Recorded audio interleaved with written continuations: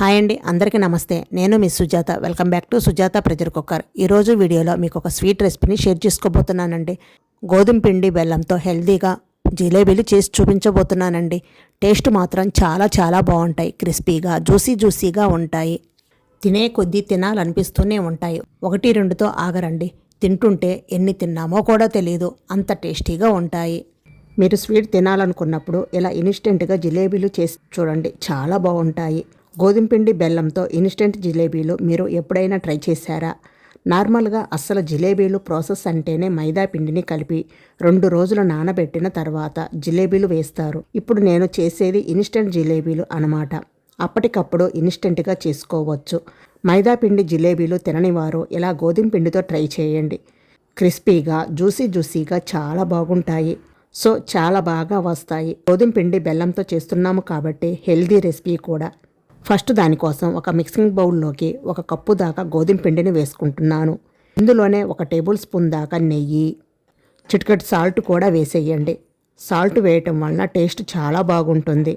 అలాగే 1 table spoon దాకా పెరుగు కూడా వేసి ముందు వీటన్నిటిని బాగా కలిసేలాగా కలుపుకోవాలి. ఈ పెరుగు నెయ్యి ఈ పిండికి బాగా పట్టించండి. ఇలా కలిపిన తర్వాత కొద్దిగా నీళ్లు పోస్తూ పిండిని మరీ పల్చగా కాకుండా మరీ గట్టిగా కాకుండా కలుపుకోవాలన్నమాట. విస్కర్తో కానీ స్పూన్తో కానీ కాకుండా ఇలా చేతితో కలుపుకుంటే మనకి కన్సిస్టెన్సీ అనేది కరెక్ట్గా తెలుస్తుంది. ఇలా కొంచెం నీళ్లు పోసుకుంటూ కలుపుకోవాలి. మినిమం ఒక 5 నిమిషాల పాటు అయినా ఇలా బాగా కలుపుకోవాలన్నమాట. పిండిని ఎంత బాగా కలిపితే జిలేబీలు కూడా అంత బాగా వస్తాయండి. సో ఒక 5 నిమిషాల పాటు పిండిని చేతితో ఇలా బాగా కలుపుకోవాలి. ఒకేసారి నీళ్లు ఎక్కువ పోసేసి కలిపేసేయొద్దండి. పిండి మాత్రం పల్చగా ఉండకూడదు. పిండి పల్చగా ఉన్నట్లయితే జిలేబీలు షేప్ కరెక్ట్గా రాదనమాట. సో కొంచెం చిక్కగానే ఉండాలి. ఒక 5 నిమిషాల పాటు ఇలా బాగా కలుపుకోవాలి. ఒక 5 నిమిషాల తర్వాత పిండిని ఇలా పైకి లేపితే చేతి నుంచి ఇలా స్లోగా పడాలన్నమాట. ఇప్పుడు ఈ పిండిని 1 గంట లేదా మినిమం ఒక అరగంట పాటైనా పక్కన పెట్టేసేయండి. ఒక అరగంట పాటైనా పిండి నానితేనే జిలేబీలకి పైన స్ట్రక్చర్ బాగుంటుందన్నమాట. ఇలా పిండిని కలుపుకోవడానికి నాకు ఇక్కడ 3/4 కప్పు వరకు నీళ్లు పట్టాయండి. 1/4 కప్పు నీళ్లు ఉంచేశాను. నేనైతే పిండిని 1 గంట పాటు పక్కన పెట్టేశానండి. గంట తర్వాత పాకం ప్రిపేర్ చేస్తున్నాను. పాకం కోసం ఒక లోతైన గిన్నె తీసుకోవాలి. వెడల్పాటి గిన్నె కాకుండా లోతుగా ఉన్న గిన్నె తీసుకుంటే జిలేబీలు పాకంలో చక్కగా మునిగి పీల్చుకోవటానికి బాగుంటుంది. సో లోతుగా ఉన్న గిన్నెను ఒకటి తీసుకొని ఇందులో 1.5 కప్పుల తురిమిన బెల్లం వేస్తున్నాను. 1 కప్పు పిండికి 1.5 కప్పుల బెల్లం సరిపోతుంది. 1 కప్పు అయినా సరిపోతుంది, కానీ ఆఖరి జిలేబీలకు కూడా పాకంలో మునగాలి కదా. సో అందుకని 1 అరకప్పు ఎక్స్ట్రా బెల్లం తీసుకుంటే మనకి ఆఖరి జిలేబీ కూడా పాకంలో చక్కగా డిప్ అవుతుందన్నమాట. సో 1.5 కప్పుల బెల్లం తీసుకొని ఇందులో 1 కప్పు నీళ్లు పోసుకోవాలి. అలాగే 2 యాలకులు కూడా దంచి వేస్తున్నాను ఫ్లేవర్ కోసం.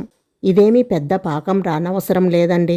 మనం జస్ట్ గులాబీ జాములకు పాకం ఎలా చేస్తామో అలా రావాలన్నమాట. అంటే తీగ పాకం అయితే రాకూడదు. జస్ట్ ఇలా ఒక పొంగు వచ్చి 1 నిమిషం మరిగించిన తర్వాత చేతి వేళ్ళతో ఇలా చెక్ చేస్తే జస్ట్ కొంచెం వేళ్ళ మధ్య జిగురుగా అంటుకోవాలన్నమాట. అంటే తీగ పాకం రాకూడదు. జస్ట్ జిగురుగా స్టిక్కీగా అంటుకోవాలి, అంతే.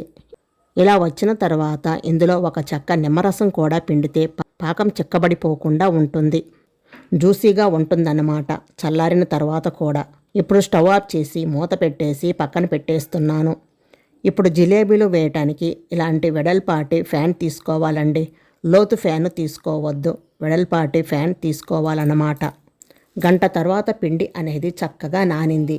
ఇప్పుడు ఇందులో 1/4 టేబుల్ స్పూన్ అంత బేకింగ్ సోడా వేస్తున్నానండి. ఇన్స్టెంట్ జిలేబీలు కదండి. ఇలా బేకింగ్ సోడా కానీ ఇనో ఫుడ్ సాల్ట్ కానీ ఏదో ఒకటి కంపల్సరీగా వేసుకోవాలి.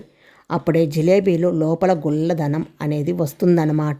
సో 1/4 టేబుల్ స్పూన్ దాకా బేకింగ్ సోడా సరిపోతుంది. ఇది వేసి మళ్ళీ ఒకసారి ఇలా బాగా కలుపుకోవాలి.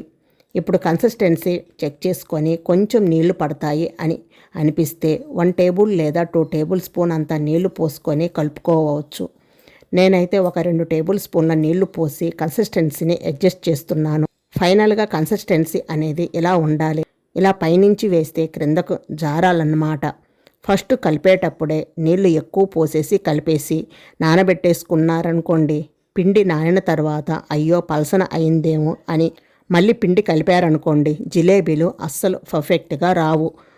సో ముందు కలిపేటప్పుడు పిండిని కొంచెం గట్టిగా కలుపుకొని తర్వాత అంటే పిండి నానిన తర్వాత అవసరం పడితే అప్పుడు కన్సిస్టెన్సీ చూసుకొని కొద్దిగా అంటే 1 టేబుల్ స్పూను లేదా 2 టేబుల్ స్పూన్లు నీళ్లు పోసి కన్సిస్టెన్సీని అప్పుడు అడ్జస్ట్ చేసుకుంటే సరిపోతుంది. ఇలా కలుపుకున్న పిండిని ఒక జిప్లాక్ కవర్ కానీ పాల ప్యాకెట్లో కానీ వేసుకుంటే సరిపోతుంది. మీ దగ్గర ఏది అవైలబుల్గా ఉంటే దాంట్లో వేసేసుకోండి. తర్వాత ఒక రబ్బర్ బ్యాండ్తో టై చేసేయాలి. ఇప్పుడు చివరలో కొంచెం కట్ చేసుకొని ఒకసారి దార చెక్ చేసుకోండి. మరి సన్నగా పడుతుందంటే మరి కొంచెం కట్ చేసుకుంటే సరిపోతుంది. సన్నగా కావాలంటే సన్నగా అయినా వేసుకోవచ్చు.